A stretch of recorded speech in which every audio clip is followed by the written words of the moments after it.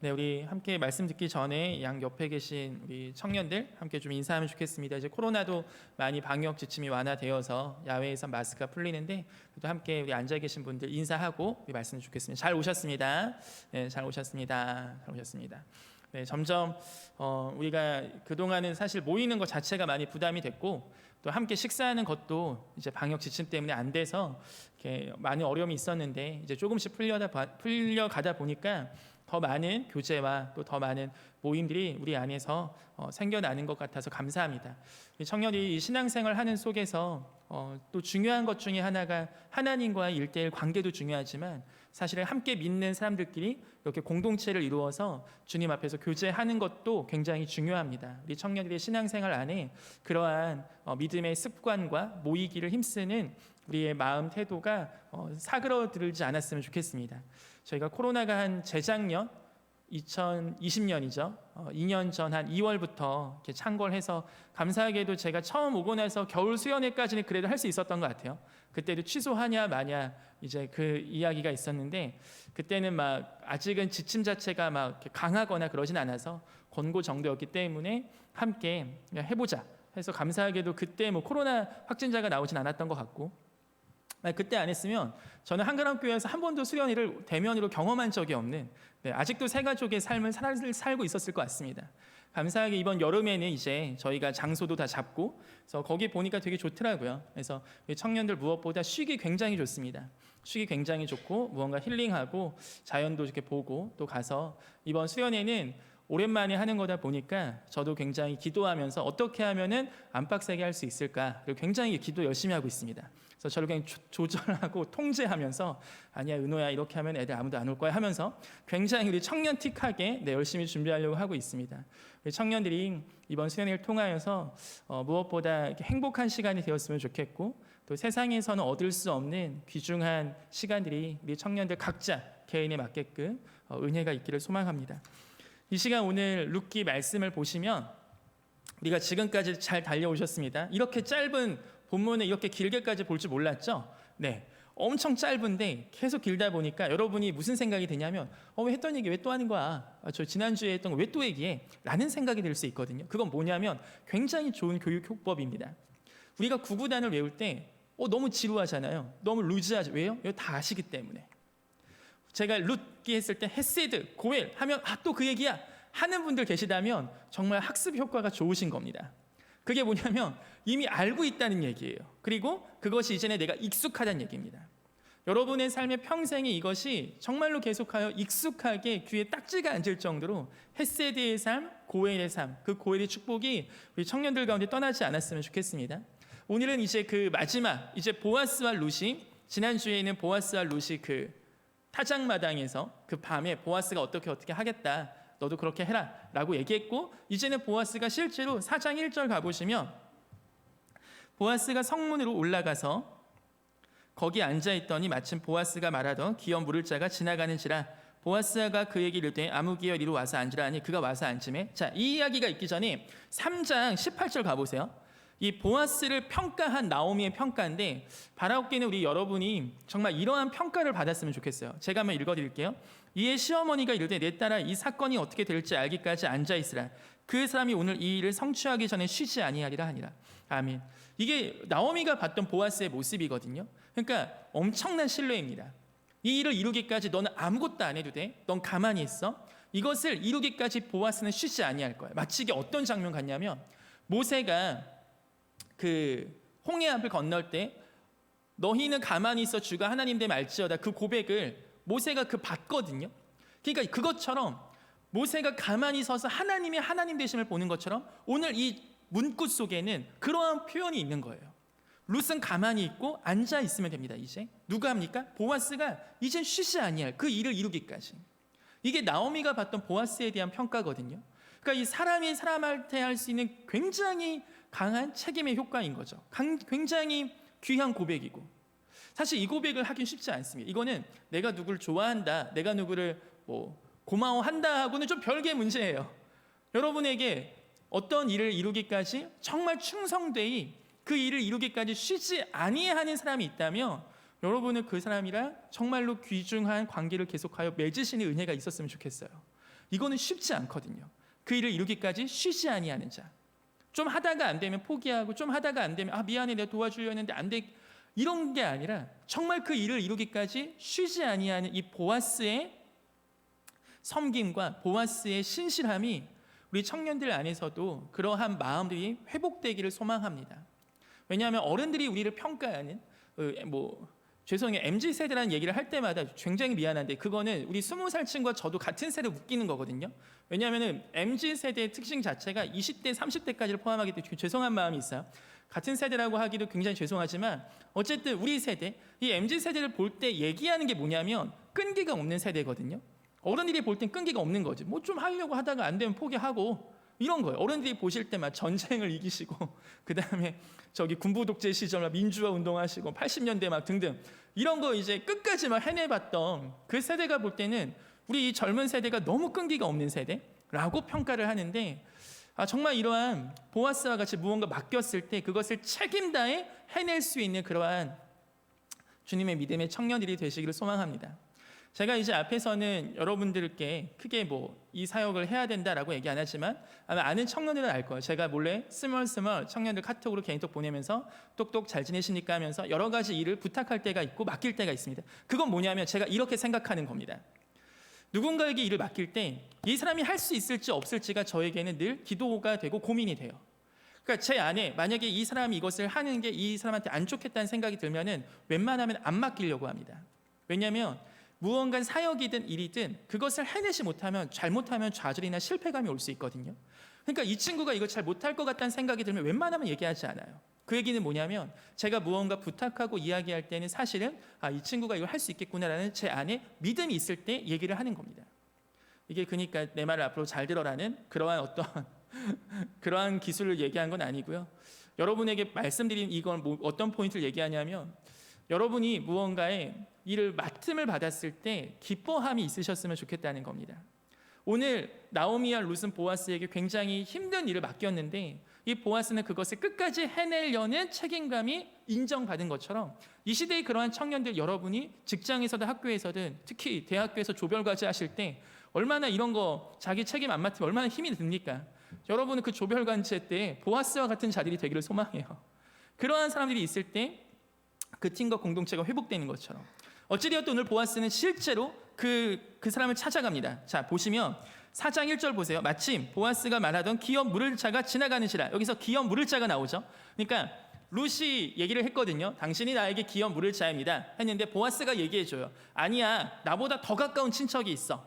우리 유대 법상에는 더 가까운 애가 물어야 돼. 내가 걔한테 물어볼게. 그리고 나서 걔가 안 하면 내가 할게. 내가 두 번째거든. 요게 지금 보아스의 얘기였고, 실제로 자기보다 가까운 애 지나가니까 야, 아무개요? 이리로 와서 앉으라 하니, 여기서 아무개 볼 때 이상하지 않으세요? 아무개? 성경은 웬만하면 이름 다 써주거든요. 웬만하면 다 써줘요. 지나가는 애들도 이름 웬만하면 써줘요. 그런데 여기선 의도적으로 이름을 그냥 안 쓰면 안 썼지. 아무개라고 썼어요. 아무개. 원어적인 표현으로 하면 그냥 그런 사람입니다. 그냥. 여기서 의도적으로 성경이 아무개라고 썼는데 이 보아스와 아무개는 계속해서 대조가 돼요. 왜 그런가? 자, 가보세요. 3절 제가 한번 쭉 읽어볼게요. 들어보세요. 보아스가 그 기업 물을 자에게 이르되 모압 지방에서 돌아온 나오미가 우리 형제 엘리멜렉의 소유지를 팔려 함으로, 맨 처음에 얘기하는 걸 룻을 이야기하지 않습니다. 어떤 소유지를 판다고 해요. 그러니까 땅을 파는 거죠. 그렇다면 이 사람은 내가 사면 되겠네 라는 생각이 있었나 봐요. 4절 내가 여기 앉은 이들과 내 백성의 장로들 앞에서 그것을 사라고 네게 말하여 알게 하려 하였노라. 그러니까 지금 보아스는 1대1 간의 관계가 아니라 여러 증인들 앞에서 이게 마치 공증을 서듯이 공공의 장소에서 공공의 어떠한 증인들 앞에 얘기를 하는 겁니다. 네가 이 소유를 사겠느냐, 네가 이 기업을 물으겠느냐라는 질문을 합니다. 그때 그 4절 후반부 보시면 내게 고하여 알게 하라. 네 다음은 나요. 그 외에는 물을 자가 없느니라 하니 그가 이르되 내가 물으리라 하는지라. 이 기업 물을 첫 번째 자가 물으겠다 합니다. 내가 할게 합니다. 그리고 그 다음은 보아스라고 얘기해요. 만약에 이 사람이 한다고 했으면 보아스는 안 하는 겁니다. 안 한다고 하면 보아스는 하겠다는 거예요. 그러니까 선택지가 누구에게 있습니까? 보아스에게 있지 않아요. 보아스는 그 사람에게 선택지를 넘겨줬습니다. 제가 우리 청년들과 이렇게 이직을 상담하거나 취직했는데 회사 그만두는 걸 상담하거나 혹은 이성교제를 하다가 결별을 상담할 때가 많아요. 그럴 때가 되게 고민이 많이 되는 시점이잖아요.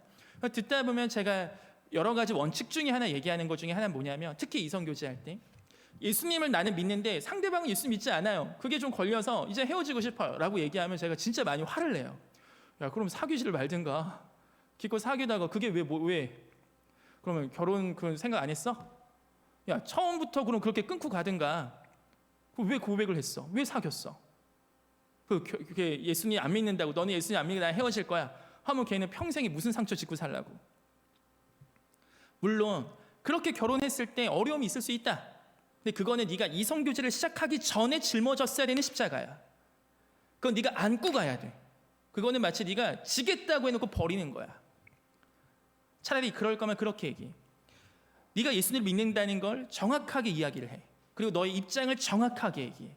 너의 신앙 상태를 정확하게 얘기해. 어떤 타협도 하지 마. 내가 교회를 다니는데 너 이렇게 사귀면 내가 있잖아, 뭐 한 달에 한 번, 그럴 마음 없으면 그럴 얘기도 하지 마. 그냥 너의 입장 얘기하고 그 선택은 그 사람한테 맡겨. 그냥 차도 걔가 차는 거야.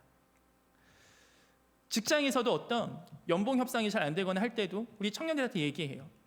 이직 이런 거 너무나 고민되면 네가 하고 싶은 입장 충분히 상대방이 전달하고 상대방이 선택하게 해라. 왜냐하면 너는 아브라함과 롯이 있다면 너는 아브라함 아니냐. 롯이 이걸 선택하면 아브라함은 딴 땅을 선택해도, 다른 곳을 선택해도, 자신이 선택하지 않아도 그곳에서도 하나님께서 함께 하신다. 너는 그러한 사람이 아니냐. 너는 그런 그리스도인이 아니냐. 선택을 누가 하든 네가 보아스와 같이 지금 다른 타자에 의해서 네가 선택을 당했다 할지라도, 너의 선택권이 없이 네가 무슨 길로 간다 할지라도 하나님이 너와 함께 하시지 않냐. 그렇다면 사실은 네가 이 길이냐 저 길이냐가 중요한 게 아니다. 우리가 그런 선택은 상대방에게 하게 하고, 나머지 아무리 안 좋아도 하나님이 거기 함께 하시면 너는 함께 큰 복과 큰 축복의 길이 분명히 있을 거다라는 라는 메시지가 사실 제 안에 있는 가장 큰 메시지입니다. 여러분, 그런 자신감 있지 않으십니까? 저는 대학교 졸업할 때 우리 후배들이 그때 저 졸업한다고 이렇게 무슨 그런 했어요. 파티 같은 거 했어요. 왜냐하면 와, 드디어 신은호가 없어진다. 드디어 신은호가 날 귀찮게 하지 않는다 하면서 되게 좋아하더라고요. 그래서 마지막 파티하면서 뭐 한마디 하래요. 그러니까 한마디 할 때 제가 이제 그냥 무슨 말을 해야 될지 몰라서 얘기한 게, 저는 대학교 다니면서 한 가지를 깨달았습니다. 그게 뭐냐면 제 인생은 절대 망하지 않습니다. 저는 지금 뭐 아무것도 없지만 저는 한 가지 믿어요. 하나님이 저를 특별 관리하신다는 거. 저는 뭘 해도 망하지 않습니다. 전 그 고백이 지금도 동일합니다. 여러분이 보실 때는 저가 약간은 불쌍하게 보이실 수 있을 거예요. 왜냐하면 여러분이 어느 정도 이제 교회 생활에서도 교회밥도 많이 드시고 하니까 제가 살아가는 삶의 환경이 어떨지를 아실 겁니다. 전 그리고 한 가지 자랑하고 싶은 게 있는데, 선교사님도 저를 후원해 주신다니까요. 선교사님도. 그 힘든 선교사님도 저하고 이렇게 교제하고 저 어떻게 살아가는 들으시면 선교사님들한테 후원 많이 받았어요. 제 마음속에는 어떤 게 있냐면요, 저의 삶의 어떤 외적 모습이 아니라 하나님이 저를 포기하지 않으시고 하나님께서 나와 함께 하셔서 제 인생은 망하지 않습니다. 저는 그런 자신감이 정말 많아요. 제 어떠한 뭐 은사적으로나 제 어떤 능력, 그게 아니고 하나님이 나와 함께 하셔서 저는 망하지 않습니다. 세상이 다 무너져도 저는 망하지 않아요. 자, 여러분, 이 말이 꼴같게 들리십니까? 이 말이 여러분은 어떻게 들리세요? 오늘 보아스는 어떠한 선택을 하든 시간에 자기가 선택하지 않아도 어떠한 길이든 하나님의 선하신 인도하심을 믿고, 자기는 그냥 그 선택지에 수동적으로 보이지만 그렇게 할 수 있는 자신감이 있었던 것 같습니다. 바라옵기는 여러분 안에 그러한 배포가 있었으면 좋겠어요. 세상에서처럼 이거 주식 오늘 팔면 어떡하지? 오늘 사면 이거 어떻게 하지? 하나하나에 너무 우리의 마음이 희비일비하지 아니하고, 어떠한 길로 가든 여러분의 인생만큼은 절대 망하지 않는다는, 세상 누구도 인정하지 않아도 여러분에게만큼은 하나님께서 정말로 특별 관리하셔서 하나님의 사람들, 하나님의 자녀들, 하나님의 권속들을 하나님께서 눈동자같이 보호하신다는 얘기가 그냥 목사님들이 설교에서 얘기하다가 여러분 귀 타고 흘러가는 얘기가 아니라 진짜 마음 밖에 박혔으면 좋겠어요. 여러분은 절대 망하지 않아요. 하나님은 특별 관리하십니다. 하나님의 사람들을. 여러분이 그것이 진짜 큰 복인 줄 믿습니다. 오늘 보아스는 그렇게 선택지를 다른 사람한테 주고, 그리고 자기는 그 선택의 수동권 속에서 가장 적극적인 일을 합니다. 이 모든 일을 세팅한 건 보아스예요. 지금 그렇게 쭉 가다가 5절, 거기다가 보아스가 다시 얘기합니다. 보아스 이르되 네가 나오미의 손에서 그 밭을 사는 날에 곧 죽은 자의 아내 모압 여인 루색에서 사서 그 죽은 자의 기업을 그의 이름 세워야 할지니라. 여기서 이제 죽은 자의 기업을 얘기하거든요. 네가 루색에서 기업을 사야 돼. 그리고 루색의 기업을 물어야 돼. 그리고 그 루색 죽었던 남편의 이름으로 그 아들은 네 아들이 아닌 거야. 이 얘기거든요. 네가 아들을 낳아도 네 아들이 아닌 거야. 이렇게 되는 거예요. 그러니까 이 사람이 그걸 듣고서 어떻게 얘기하냐. 6절 그 기업 물을 자가 이르되 나는 내 기업에 손해가 있을까요? 나를 위하여 물으지 못하노니 내가 물을 것을 네가 물으라. 나는 물으지 못하겠노라. 이 기업 물을 자가 아무개가 성경에 이름도 기록되지 아니한 이 자가 굉장히 많은 절에 얘기되었지만 얘기하는 건 뭡니까? 나는 내게 손해가 될까 해서 안 하겠습니다. 여러분, 이것이 하나님 안에서의 사랑과 하나님을 떠난 사랑의 가장 근본적인 차이가 바로 이겁니다. 좋아하고 사랑하는 건 누구나 할 수 있어요. 하지만 내게 손해가 올 때는 피하는 겁니다. 우리도 그러지 않습니까? 내가 손해가 올 때는 피하는 거. 제가 우리 청년들 중에서 제가 정말 편애하는 청년들이 있거든요. 교회를 열심히 하든 열심히 안 하든 그런 게 아니에요. 제가 볼 때 얘는 진짜 됐다는 애는 피해 볼 줄 아는 애입니다. 무언가 싸움이 있을 때 지가 손해 볼 줄 아는 애가 있으면 제가 그 친구를 진짜 편애하고 너무 좋아해요. 교회를 열심히 일하고 열심히 아무리 일해도 이기적인 마음이 가득해서 자기가 손해가 좀 볼 것 같으면 금방 안 해버리는, 자기가 뭔가 갈등의 한복판이 있을 때는 피해버리는. 제가 우리 청년들한테 꼭 한 번씩 청년부 회장을 해보라는 이야기를 하는 경우가 있는데 그게 왜 그러냐면 피해보라는 겁니다. 손해보라는 거예요. 억울해보라는 거예요. 그냥 도와주다가 자원봉사자처럼 와 너 도와줘서 고마워 하는 사람이 아니라 야 너 때문에 우리 청년부가 망했자라는 이야기를 들어보라는 거예요. 너 때문에 우리 공동체가 망했자라는 그 억울함과 조롱과 비난이 한복판에 서보세요. 그때 예수님 만납니다. 예수님 마음이 그 마음이거든요. 나 얘네를 위해서 왔는데, 나 얘네를 사랑하려고 왔는데, 내 몸을 찢어서 얘네 죽이려고 왔는데 뭐야, 아무도 칭찬하지 않아, 아무도 고맙다 하지 않아, 다 죽이네 날. 제가 오늘 만약에 우리 여러분들이 햄버거를 쏩니다. 거짓말이에요. 만약에 쏜다 칩시다. 자, 햄버거를 쏴. 근데 왔는데 내가 햄버거를 지금 쏘려고 내가 그동안 모은 돈 모아서 했는데 여러분이 햄버거 다 집어 던지는 거지. 여러분이 그 한 명이라 생각해봐요. 사실 그 마음이 우리 가운데 굉장히 억울하고 조롱받는, 정말 손해보는 그러한 마음들이잖아요. 피해보고 내가 굳이 내 시간 들여서 이거 왜 해? 라는 생각이 들 수 있잖아요.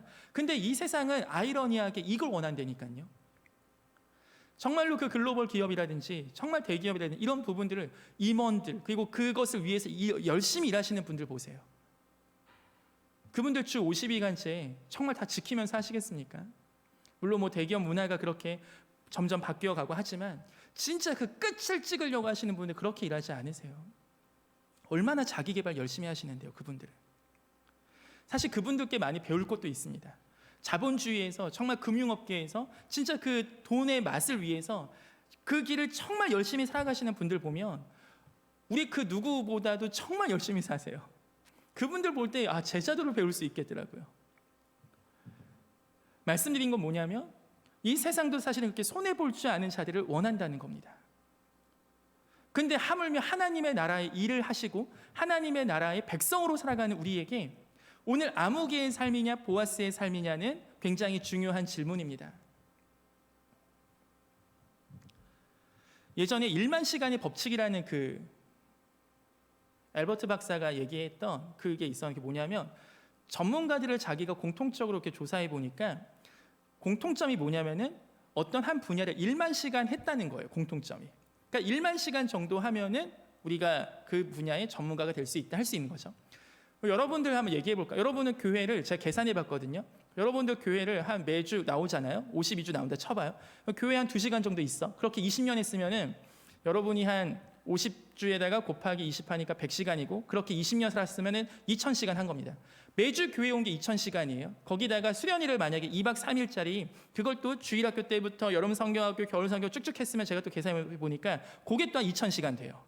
그러니까 여러분은 그냥 교회 봉사 아무것도 안 하고 내가 주일날만 예배 잘 나오고 수련회 잘 참석했으면 1만 시간의 법칙에서 절반 정도 채웠어요. 거기다가 주일학교 봉사했다, 단기 성경 한번 갔다, 무슨 교회 행사 도와줬다, 1만 시간 웬만하면 다 채우신 분들 여기 앉아 계십니다. 그런데 그 박사님이 얘기한 것 중에 하나가 사람들은 1만 시간이라 해서 1만 시간의 양에만 꽂혀 있지만 사실은 1만 시간을 얼마나 의식적으로 보내느냐가 중요하다고 합니다. 이걸 우리의 신앙 생활, 우리 교회 생활에 적용해 보면 여러분이 지금 얼마나 의식적으로 여기에 앉아서 예배를 드리시고 의식적으로 여러분의 신앙 생활을 관리하시고 의식적으로 여러분의 신앙 생활을 위해서 살아가십니까? 아니면 그냥 진짜 앉았다만 가십니까? 이게 우리 가운데 되게 중요한 포인트를 전 던져준다 생각해요.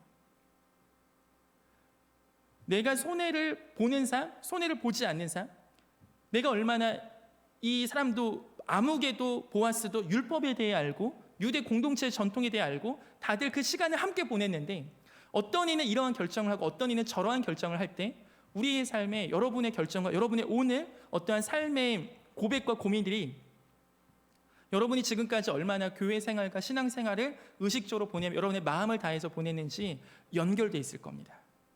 그 연결 속에 여러분이 오늘 그 마음과 그 고백과 그 주님을 향한 하나님을 향한 마음이 붕 뜨는 게 아니라 하나님 안에서 이제는 마음을 다해서 주를 사랑하는 그러한 또 청년들이 되시기를 소망합니다.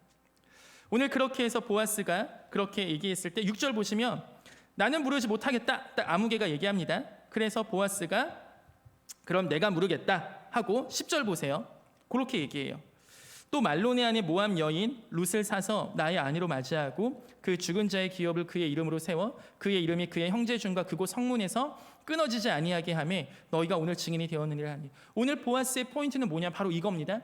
그 죽은 자의 아내 모압 여인 룻에게서 아들을 낳아서 그 죽은 자의 기업이 끊어지지 않게 하겠습니다. 이게 하나님께서 원하셨던 거거든요. 그 죽은 자의 기업들도 죽은 자의 이름이 끊어지지 아니하는 거, 하나님의 가문에서 끊어지지 아니하는 걸 원하셨어요. 근데 보아스가 그거 지금 하겠다는 거예요. 자, 이렇게 고백하니까 오늘 우리가 함께 읽었던 11절 12절 보면 이러한 표현이 나와요. 중간쯤 보시면 여호와께서 내 집에 들어가는 여인으로 이스라엘의 집을 세운 라헬과 레아 두 사람과 같게 하시고 여기서 라헬과 레아가 나오죠. 이게 뭐냐면 라헬과 레아가 누구시냐면 야곱의 아내거든요. 그러니까 이스라엘은 12지파인데 12지파의 아빠가 야곱이잖아요. 그 야곱의 두 아내, 물론 내 아내지만 그 중에 이제 가장 핵심적으로, 왜냐하면 다른 두 분은 원래 종 출신이셨거든요. 그러니까 라헬과 레아, 이거는 이스라엘의 어머니예요. 어머니, 국모세요. 국모. 그러니까 이 모압 여인한테 지금 어떠한 복을 주는 거냐면 모압 여인한테 가장 순혈 중에 순혈이라고 해야 되는, 가장 골품제도 얘기하면 성골 중에 성골의 그 자리에 자격을 부어준다는 겁니다. 그러한 축복이 모압 여인 룻에게 있게 하기를 원한다는 거예요. 이게 우리에게는 사실 와닿지 않는 부분일 수 있어요. 왜냐하면 이게 뭐가 좋은 거예요? 라는 질문이 있을 수 있죠. 근데 이 당시에는 이게 엄청난 축복이었습니다. 그 얘기는 뭐냐면 하나님께서 우리에게 그런 축복을 주실 때 룻에게 주는 축복처럼 주신다는 게 아닙니다. 우리 하나님은 신실하시면서도 새로운 하나님이세요. 그래서 이 시대에는 이러한 복을 주셨다면 우리 가운데 가장 큰 복이 무엇인지 하나님께서 정확히 아십니다. 그래서 우리에게 하나님이 생각하셨을 때 가장 필요하고 가장 귀한 복을 우리 청년들에게도 주시는 겁니다. 오늘 이제 말씀 주제, 우리가 함께 보는 본문의 주제가 축복이거든요. 왜냐하면 마지막은 룻이 축복을 받으면서 끝나거든요. 이 축복에 대해서 마지막으로 정리 좀 해보고 끝내겠습니다. 그렇다면 우리가 받는 축복에 대한 개념은 뭘까요? 사실 우리 청년 때, 우리 젊은 나이 때는 이 축복이란 단어를 들었을 때 약간은 좀 이렇게 거부 감정이 생길 수도 있거든요. 왜냐하면 기복 신앙과 같이 이렇게 보이니까 뭐 교회 다니면 다 복 받으려고 다니는 거야, 막 이런 잘못된 거 아니야?라는 생각이 들 수 있고, 저 역시 20살 때 어떤 교회 이제 그 시골에 있는 작은 교회 이제 섬기려고 갔는데 거기를 앉아 있는데 부흥회 강사 목사님 오셔서 갑자기 이렇게 자켓을 딱 여시는 거예요. 여기 열고, 자, 내가 지나갈 테니까 갖고 오신 헌금을 여기 넣으시오. 내 손이 닿는 곳마다 복을 받을 것이오 하면서 넣는 거에 비례해서 당신들은 복을 받을 것이오. 이렇게 얘기해. 마음이 너무 다치는 거죠. 저도 저게 설교야? 저게 지금 하나님의 말씀을 전하는 거야? 이게 무슨 시간이지? 라는 생각이 들 정도로 그때 저도 사실 축복을 받는다, 축복 대성회 이런 거 들을 때 마음 가운데 좀 거부감이 좀 생겼었어요.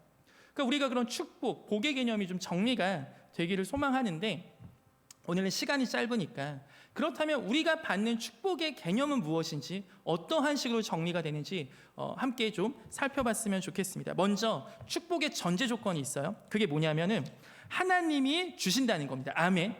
축복은 하나님께서 주시는 거예요. 아멘. 내가 무언가를 해서 나에게 절대 비례가 있는 게 아닙니다. 마치 방정식과 같이 내가 여기 좌변에 무언가 올려놓으면 우변에 하나님께서 축복을 주시는 그런 개념이 아니에요.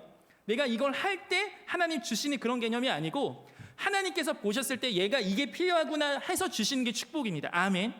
이게 흔들리면 안 돼요.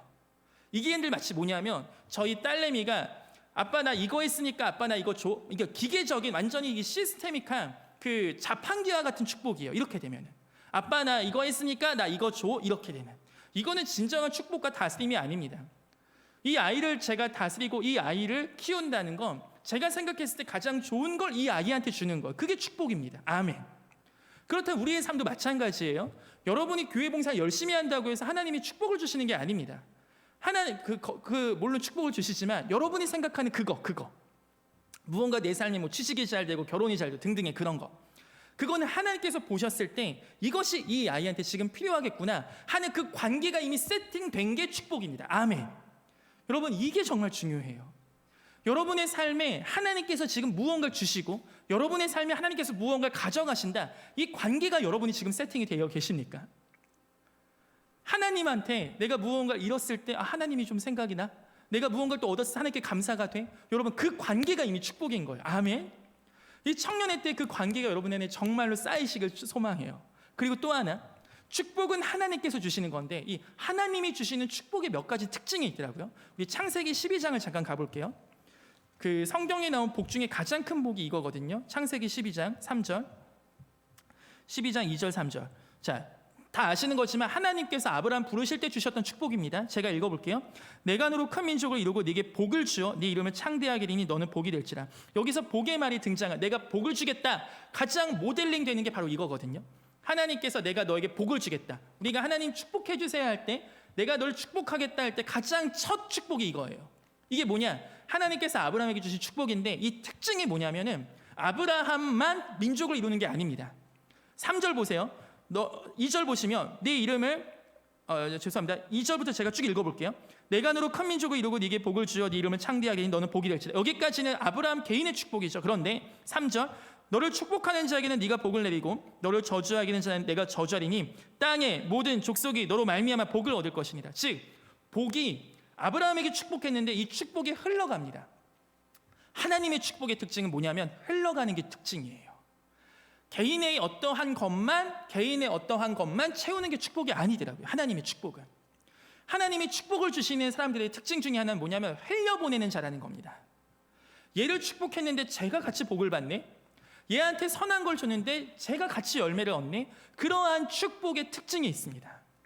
아브라함만 큰 민족을 이룬 게 아니라 모든 민족이 그를 통하여 복을 받게 하셨다는 거예요. 지금 이 하나님의 축복 여러분에게 가득 부어지길 소망합니다.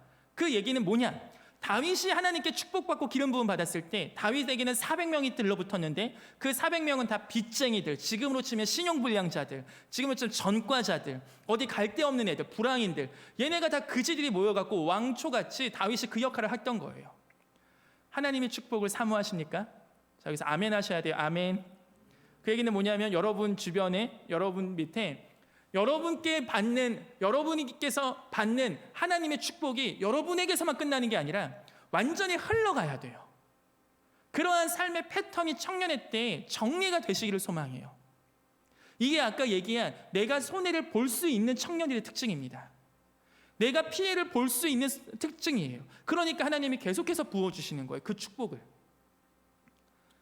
그렇기 때문에 여러분이 사회생활 하면서 경제적으로 재정을 벌고 돈을 버는 거 굉장히 귀한 축복 중에 하나입니다.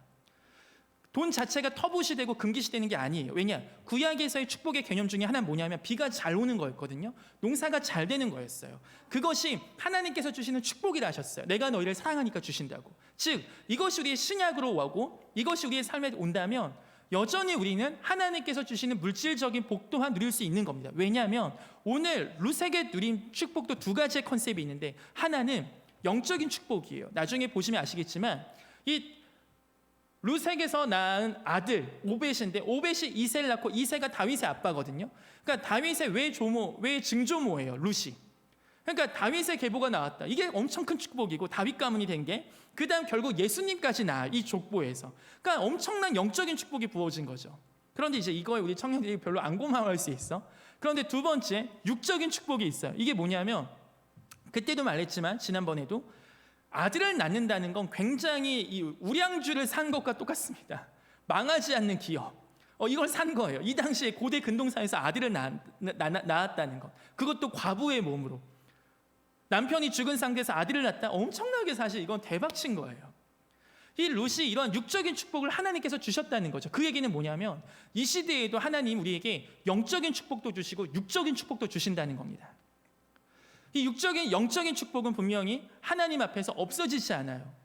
육적인 축복은 우리의 삶에 있을 때도 있고 없을 때도 있는데, 그렇다고 그것이 우리가 육적인 축복은 무조건 구하지 마, 이게 아닙니다. 여러분은 하나님께 구하실 수 있습니다. 왜냐하면 하나님의 자녀니까, 아들이니까, 딸이니까. 당연히 아빠한테 가서 아빠 나 용돈 좀 주세요, 나 배고파요, 할 수 있는 거죠. 당연히 하나님 나 이런 취직 장소 나 여기 가고 싶은데, 하나님 나 이런 대학교 가고 싶은데 나 여기 좀 가게 주님 나 인도해 주, 그런 기도 당연히 할 수 있는 거죠. 그런 것 자체가 잘못된 게 아닙니다. 무조건 교회에서는 선교와 여러분의 뭐 하나님을 위해서만 기도하십시오가 아니에요. 여러분이 필요한 것들을 하나님께 마음껏 구할 수 있어요. 왜냐하면 하나님이 들어보시고 필요하시면 주시고 나는 안 되겠는데 하면 안 주시면 되니까요. 그게 어쨌든 하나님과 우리의 관계 세팅이 되었다면 하나님께서 주시는 그런 축복의 내용은 흘려보내고, 특별히 육적인 축복일수록, 물질적인 축복일수록 우리는 하나님께서 흘려보내고 그것이 우리의 삶에서만 막혀있는 게 아니라 여기저기 흘려보내는 거죠. 자, 양옆에 있는 청년들 보세요. 아까 우리 잘 오셨습니다 인사하는 상대방이 그런 사람이기를 축복해 주세요. 그래야 얘가 복을 받아야 내가 복을 받거든요. 자, 우리 함께 이 시간 축복하겠습니다. 당신을 축복합니다. 당신을 축복합니다. 하나님의 축복이 당신에게 있기를 소망합니다. 하나님의 축복이 당신에게 있기를 소망합니다. 아멘. 이게 바로 공동체입니다. 얘가 복 받아서 내가 같이 되는.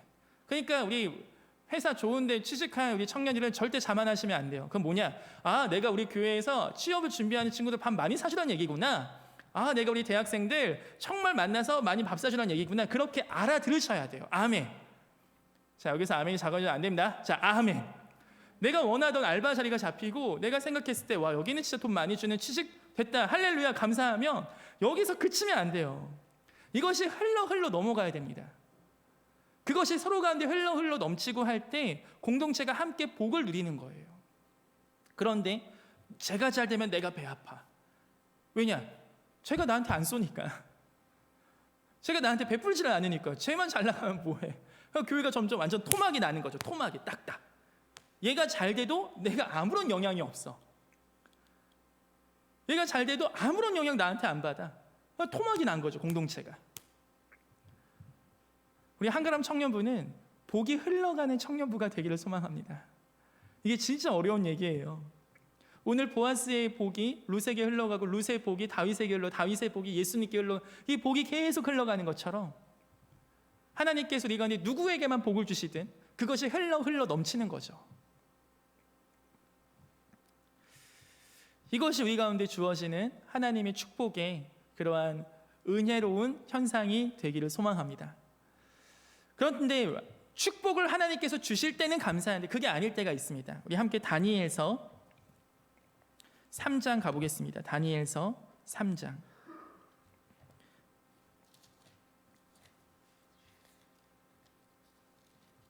다니엘서 3장 18절. 제가 읽어볼게요. 구약성경 1236페이지인데요. 그렇게 하지 아니하실지라도 왕이여, 우리가 왕의 신들을 섬기지도 아니하고 왕이 세우신 금신상에게 절하지도 아니할 줄 아옵소서. 이게 다니엘의 세 친구가 풀무불 앞에서 고백한 고백입니다.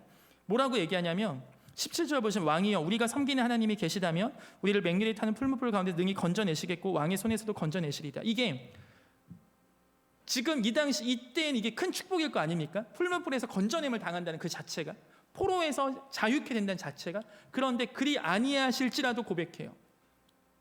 대학생 때 어떤 선교사님께서 오셔서 이 말씀하시면서 얘기하더라고. 얘들아, 니네 지금 대학생 때 이렇게 뭐 단기 선교 가고 막 전도하러 다니고 하면 하나님 복 주실 것 같지? 아니야. 니네 이렇게 막 하면은 하나님께서 니네 취직도 잘 되고 니네 나중에 좋은 가정 이루고 지금 막 한 거 하나님께서 베풀어 주실 것 같지? 아니야. 라고 생각하고 섬겨야 돼. 그게 바로 그리 아니하실지라도의 믿음이야. 내가 이거 봉사했다고 해서 하나님이 주실 그 책무가 뭐가 있냐? 내가 이거 좀 섬겼다고 해서 하나님이 또다시 주실 그게 뭐가 있냐? 이미 아들까지 주신 그분께서. 우리가 할 수 있는 건 그리 아니하실지라도의 그 믿음이 회복돼야 돼. 그래야 하나님께 안 삐치지. 니네 좀 이렇게 해서 니네 좀 학점 꼬이고 막 삐쳐갖고 막 하나님 떠나고 하면 어떡할 거냐. 그렇게 선교사님께서 걱정하시면서 그리 아니하실지라도 엄청 강조하셨거든요. 근데 그 말씀이 요새도 많이 생각이 나더라고요. 우리 청년들의 삶 속에서도 이 그리 아니하실지라도 믿음, 하나님은 축복을 주시는 분이세요. 근데 그것이 우리가 생각할 땐 그 축복이 아닌 모양으로 올 때도 있고 우리가 원하는 그거는 오지 않을 때도 있습니다. 왜냐하면 그분의 결정이기 때문에. 그걸 내가 신뢰하고 그걸 내가 의지하고 내가 지금 풀무불에서 건져냄을 원하지만 하지만 하나님께서 그리 아니하실지라도 나는 풀무불 나는 왕 앞에 절하지 않겠소. 이렇게 고백하는 그러한 청년들이 우리 한가람 교회에서도 많이 나오기를 소망합니다. 아멘.